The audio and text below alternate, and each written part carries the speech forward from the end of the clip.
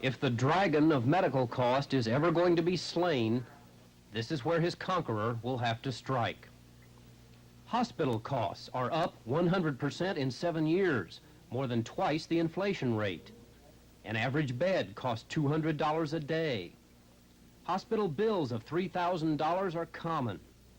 You can blame dozens of culprits: expensive equipment, higher employee wages, government red tape, and inflation. But a bigger demon is tucked away where you never see it: the hospital laboratory. This is where all those tests your doctor orders are done, and their cost is rising twice as fast as hospital costs in general. What we showed was that the tremendous growth in the application of tests was not accompanied by any significant improvement in the outcomes of patient care. Dr. Paul Greiner made a study of tests at Strong Hospital 6 years ago. What happened over the years was that the simple availability of all these tests resulted in a tremendous exploitation of the tests, with the implications of high costs. In other words, since they were available, many doctors were using them, whether they were really needed or not. Absolutely, right. Dr. Greiner found the average patient was billed $469 for tests in a 2-week hospital stay, a quarter of his total bill. Doctors at Strong ordered about 400,000 tests a year in the late 1960s, more than 2 million last year. Why? One reason is an explosion in technology. New equipment doing more work in a shorter time has been too much for doctors to resist. But there's another reason. It's us, our attitude once the doctor puts us in the hospital and orders our tests. Do you have any idea what they're going to cost? No, I don't. Just I know that I think it's expensive. Well, you're covered by Blue Cross, so does it really matter to you? Well, no, just as long as it's covered. That's one of the problems. As long as we think someone else is paying, neither we, the doctor, or the hospital care much what the bill is.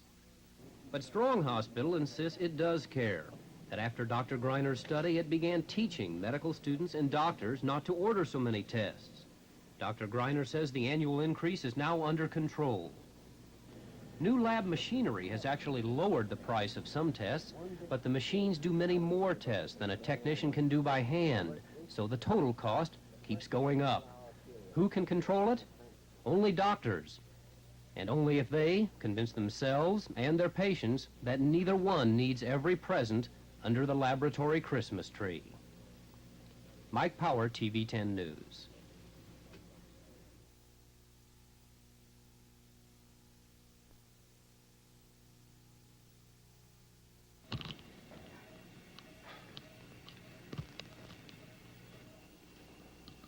If you get sick or hurt, part of the bill to make you well will be run up in just an hour or two while you're asleep. And what it costs you does not depend only on how difficult the operation is. What you pay for surgery can depend on where you live and which insurance plan you have. 56,000 people in this area went under the surgeon's knife last year, 1 in every 12 citizens. Give me an idea from a surgeon's point of view of what the patient's paying for when he pays you. First of all, there's a great deal of skill involved with any type of ear surgery that's done. We're being asked to repair that eardrum while at the same time keeping that patient's hearing exactly as it is or improving it. The training of your hands to do this operation or any of the other operations that involves the ear is technically very difficult. Dr. Hingerer will be paid by Blue Shield. Surgeons don't set their own fees. Insurance plans do that. But that doesn't mean the same operation goes for the same price. Take a hernia repair. Blue Shield pays $287, Medicaid $240, Medicare $267, Workman's Compensation $400. Why aren't they all the same? Because different committees set the fee for different insurance plans with practically no input from the public. But the range from plan to plan is nothing compared to the range from city to city. Take a Medicare patient having his gallbladder removed. $423 in Rochester, about the same in Buffalo, but almost $1,100 in New York City. You can look at the surgeon's fee two ways. One says, you relieved my pain, you might have prolonged my life. A few $100s is a bargain, and that's true. But there's also another view. Well, just about an hour's work finished, $577 is what you'll be paid. You think you made your money today? I think the amount of skill that's involved in performing an ear procedure through a microscope is a delicate amount of work that we're asked to accept the responsibility to perform and save that patient's hearing as well. You shouldn't blame the surgeon for the rising cost of medical care. His bill is climbing far less than total hospital costs, even less than the Consumer Price Index. Dr. Hengerer's patient got a better price for his ear operation than he would have in most cities. But he figures he just got what is owed him. Would you be surprised if I told you that that operation with the anesthetic downstairs this morning cost $677? Not really too surprised, because I heard it was right around that price. Insurance covering everything. I've used this for once in I don't know how many years I've been employed, and so it doesn't, whatever it costs, it has to be done. So you're getting your money out of the system. Right, right. Only one person, of course, pays for the health care system. You. Even if your employer pays the insurance premium, it's money that's not in your weekly check. That in mind, government officials say before you have an operation, get a second doctor's opinion on whether you really need it. Mike Power, TV 10 News.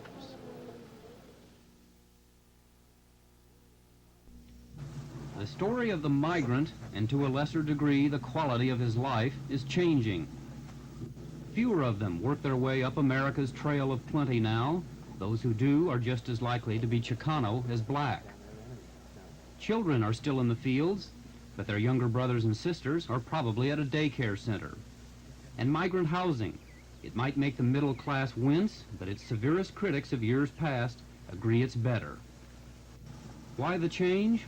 Pressure, mostly, from migrant advocacy groups, beginning in the late 1960s. The pay now is better, but most migrants are still like Joel Cardoza, who has his wife and 6 children in the field with him. How much can your family, all the members of your family you have out here in the field, earn in a week? Maybe $450 a week. $400 to $450 a week. That's an hourly rate transplanting cabbage, and that's 8 incomes. But housing is an outsider's focus on migrant life. This housing is provided by a big Brockport farm. The migrants say it's among the best in the area. The farmer doesn't have to, but he supplies it free. We want people here that we can work with through the year, and that way we get to know our help, and it's easier than running into the city every day and getting help, and that way you got to train them every day. This way we know our people, and it's easier to work with them. The 180 labor camps awaiting perhaps 3,000 migrants in Monroe and Wayne counties still vary, though virtually all are now certified by the state. Some won't let you in, and their operators talk condescendingly about their tenants. Others have just closed, symbols of declining demand for seasonal workers.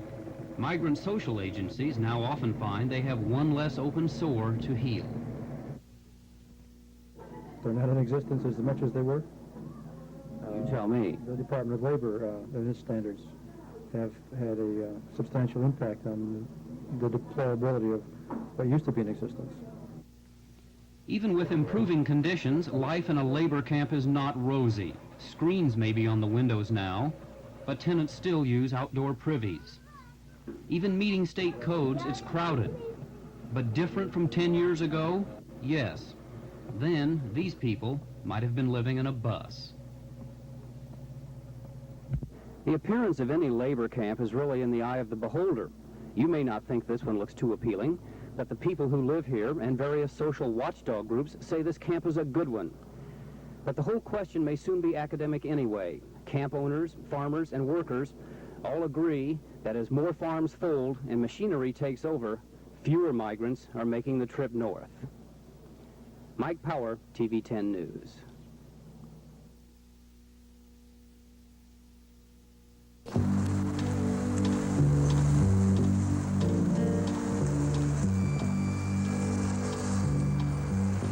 We all have a favorite name for him. Bum, wino, derelict.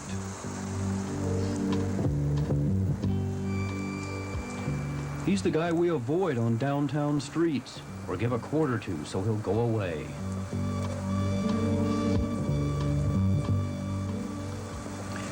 His name is Paul Nolan. He's 66, and he's been like this for 30 years. We spent a day with him.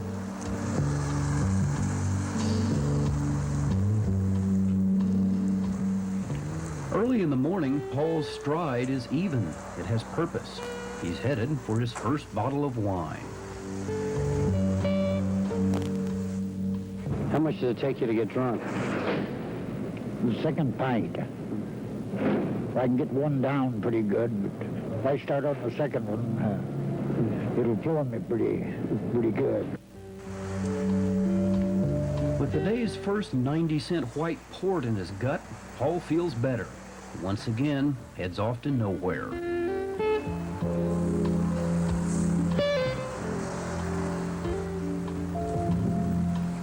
Paul quit school in West Virginia after the 8th grade. He remembers a job in Ohio right after World War II, but not much since. In Rochester, he's been arrested for drunkenness 500 times. Bum just means somebody that's down and out.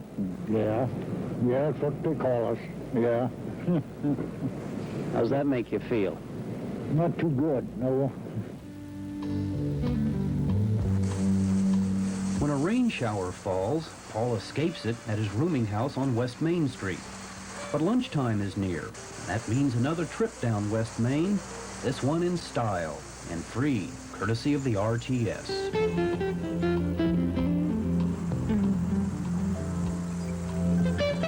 Paul, and maybe 50 men like him, converge on South Avenue for their first meal.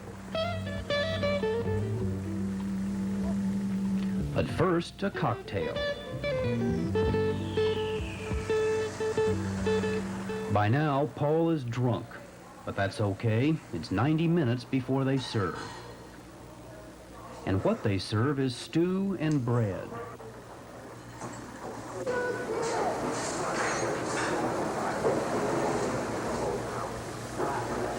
At 3 o'clock, the men leave St. Joe's in varying degrees of sobriety. Paul is one of the worst. Do you think life's going to get any better? I'm afraid not unless I change my way. Keep going from worse to worse, yeah.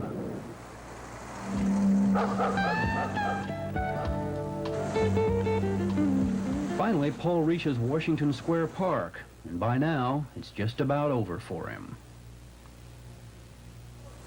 Paul hardly remembers us now. He's abusive, incoherent. He doesn't know where he'll end up tonight, and he doesn't care. After half a life like this, Paul Nolan doesn't kid himself much anymore. When we asked what he thinks they'll write on his tombstone, Paul said, "Oh, nothing." Mike Power, TV10 News. At Attica Prison, dawn does not spread anticipation. Behind the walls, every day is the same. We spent all day and most of the night with one prisoner to see what his day is like. For James Peter DeVito, number 28784, it begins at 6:30 in the morning. Wake up. Jim DeVito is a convicted murderer. They say he beat a woman to death with a bumper jack in New Hampton after he fought for her purse and she fought back. He's walked the prison halls 10 years for that crime. It'll be 10 more before he even sees a parole board. DeVito's workday begins at 8. Like most prisoners here, he's skipped breakfast, and now his company is shepherded into Attica's cavernous metal shop. DeVito is a spot welder. He makes cabinet shelves. He's paid 22 cents an hour, his only income. Serving 2 natural life sentences for the New Hampton murder, he could be in this shop until he's an old man. I committed a crime against society, but to do 20 years for that, no. No, because you might as well kill a man. That's what you're doing to him anyway. DeVito's complaints are a cliche here. And if you've never been closer to a prison than a Jimmy Cagney movie, you should know laughter is heard now and then. And the keeper and the kept do smile together every so often. Lunchtime. 15 company is walked to the mess hall. Who do you blame for the fact that you're here? I blame myself. You know, like I told you earlier, I was immature. You know, I really didn't know what I was doing. Like I said, I felt society owed me something, you know. So I was just trying to get it, that's all. And now I feel a little differently about it. One thing about the food at Attica never changes. The talk about it. Prisoners say it's horrible. Guards say it's fit for a king. Even though they don't issue knives here, no one was turning the food down. Prisoners eat in 20 minutes. And the people who watch them carry tear gas. After lunch, a couple of more hours in the metal shop, a quick electronic frisk for weapons, and the best part of Jim DeVito's day is near. Back to the cell block for a quick change of clothes, then it's rec time in the sprawling Attica yard. It's a chance to get away. You know, you away from being told what to do continuously. You got a chance to do what you want to do. Get away from all that repetition. Go play ball if you want. Just sit by yourself. Go watch television. You know, get a chance to have a little. You can't even call it freedom because you're still being supervised. Inmates have an hour and 20 minutes in the yard, then it's supper, then back to B block, locked in again. Prisoners at Attica used to spend a lot more time locked up. Since the riot, they've had more free time. They can return to the yard, where big lights make the prison look like a Hollywood set. And most inmates freely concede they'd rather be out here at night than in the cells. This isn't the only place they can go after sundown either. There's school, even college classes. Jim DeVito does neither. Are you a lonely person? Yes, very. Very. You know, the last 10 years I've been very lonely. You know, I don't have nobody in the street or anything. You know, people I associate that with, you know, in here, you know, we get along in that, right? Because everybody has the same problem. We all alone. There comes a time in the life of almost every prisoner when he has to ask himself, can I make it on the outside? After 10 years inside here, Jim DeVito says, I think so. But when he gets his first chance, after 20, he says, I don't know. Mike Power, TV 10 News, Attica Prison. And I can conceive that this may drag on for many months. If this is the case, I want to get going with the business of county government. And that means working something out to accept Lou Morin as county manager. That's right. I was Before very Shearberger startled everyone with that peace initiative, there was a meeting in the legislature president's office. And when it was over, who should walk out? Mr. Morin? Hi, Mike. Could I have a couple words? If you could turn around here for just No, a second. I don't want to talk. We've won a big victory this morning. To the court decision. I have no comment today. What were you discussing in there with Mr. Wilson? County business. Anything to do with the court decision? No. Or your future? No. Nothing about your future? Just discussing county business. Does this make it look better for Morin's your victory in court came at longevity? the stroke of a pen from this man, Justice James Boomer. He stopped majority Democrats from implementing a charter change they want to use to fire Morin. Boomer said the law was illegally written, that it curtails the legislature's power, and so should have provided a chance for the people to vote on it. Back in Wilson's office, Democratic leaders were glum over losing 2 out of 2 to Morin so far, but they said they'll appeal Boomer's decision. Wilson said Morin might be the manager through April 15th. But he grappled for the chords of harmony, too. He said Morin accepts the fact that Democrats are in control. Obviously, it's important that we work together harmoniously, and I think we will be doing that, and I look forward to that relationship. You look forward to it? You've been trying to get rid of this guy. I look forward to working harmoniously for the interim period. How long will the standoff between Democrats and Morin last? At least until the state's highest court gets the case. And that can't be until March. Mike Power, TV 10 News.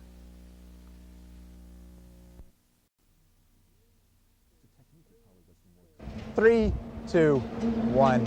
It's only one thing that some Eastsiders don't realize about the West. and I'm working with a buffoon. At 2 a.m., while Rochester sleeps, they're working in the 24-hour newsroom. As the sun rises, they're the first Rochester television station with live news and weather reports. Throughout the day, they provide more around-the-clock news programming than any other Rochester television station. And at 2 a.m., while Rochester sleeps, they're still working in the 24-hour newsroom. WOKR 13 News, live from the 24-hour newsroom. But today, we live in a brave new world where we can reap higher interest rates in money market accounts or in certificates of deposit, for instance. In this new financial world, what's the problem? Where's the beef? Thanks, Dick. Coming up next on Newscope, we'll show you just how big they grow their gourds down in Georgia. And you'll meet a dairy farmer who takes what his cows leave and turn it into...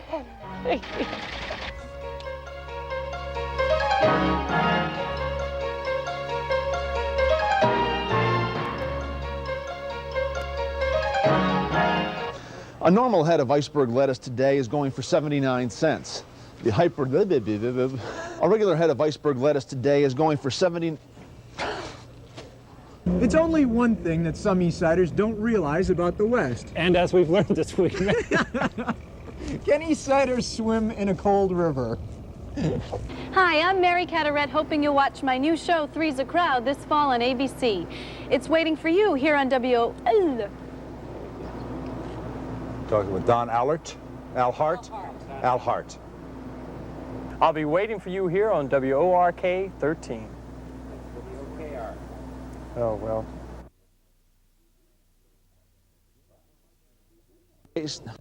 But we do have a responsibility to see that the intelligence community lives within the guidelines of the executive order and the oversight provisions. And that's what's now being determined is exactly what happened. Last point. I noticed when certain senators were briefed, the Intelligence Committee senators, Wallop and Nunn, they seem to have, and I haven't talked to them, but what they said in the paper, put a different spin on it, a less sinister spin on it than one would get from reading just the newspapers. So my answer is, let's be fair about it, let's find out the facts and take action accordingly. Republicans are losing some good people in Congress this year. Yeah. Barbara Conable, Howard Baker. Mr. Baker is going to be running for president for the next 4 years against you. What kind of position does that put you in terms of running in 1988? Well, how does he know he's going to be running against me? Because I don't know I'm going to be running, and I'm not going to discuss that until after 1984. And isn't a sad commentary on our times that before we even, here we are 2 weeks before an election in 1984, and already sights are shifting to 1988. But and it happened this summer. But you announced before that you wanted to be president and ran in 1980. Well, that's Are right. you saying you're not as ambitious now as you were then? I'm not discussing it, is what I'm doing right now, because I want to concentrate on the game at hand, and that is winning the election in 1984. And so, try all you might, but I'm not going to do what I've said I wouldn't do, discuss 1988. Let's talk about what you have done then. You've talked a lot about what Ronald Reagan has accomplished in the last 4 years, but as vice president, what substantially have you done to make this a better country? Well, I hope I've lifted the regulatory burden from the backs of some taxpayers. I hope I've made us more productive by doing that. I hope the International Drug Interdiction Program that is effective is benefited South Florida enormously, can now benefit the rest of the nation. I hope my trips to Europe on behalf of our INF policy was effective. I hope my visit to El Salvador when I met with the Comandantes and said to them, look, if you want to continue support from the United States, hew the line on human rights. I hope my first insight into the new government in France was useful to our president, and I hope my insight on seeing, as the only American of high rank, except for the secretary joining me in the last one, meeting with Andropov and Chernyenko was a benefit to this administration. I hope my negotiations with the Japanese to give us more access for citrus and beef was helpful. That's quite an answer. On I go. And they're only giving me 5 minutes, well, so let me interrupt you. I did it deliberately because I wanted you to know there's plenty going on. But the other thing you do as vice president, under this president, is have the ability to walk in there, give him the benefit of your advice, but he also knows I'm not going to be running out, pointing out to inquiring minds where I differ with him. Actuarial tables say you have a greater chance than any vice president in history of becoming president in the next 4 years. Is that going to happen? No, I hope like heck it's not. I have no indication because I see a strong, in-touch, in-command president. And you know, one of our opponents rather insidiously, I think, raised the age issue. And the president came up to the plate in that debate and blasted about a 450-foot homer over center field wall on the age issue. And you haven't heard much more about it since then. And I think the president is in great shape. I see him all. I saw him yesterday. Talked to him. His spirits are up. Physically, he stays in good condition. So this may strain your credulity, but it doesn't. I don't think of it. And the reason I don't is I see not only an alert, mentally on top of it president, but I see a physically strong president. So I hope it doesn't come about. You don't think of it? No, you don't. I didn't even think about it when he was shot. I thought more of a friend being hurt and all that. And of course, reports came early on, you know, that he wasn't in serious jeopardy or something like that. Mr. Bush, thank you very much. Thank you. Nice to be back in these parts. That got it? One more? 4? You have 4 television stations? No, it's the local newspaper. Oh. Thank you for your time.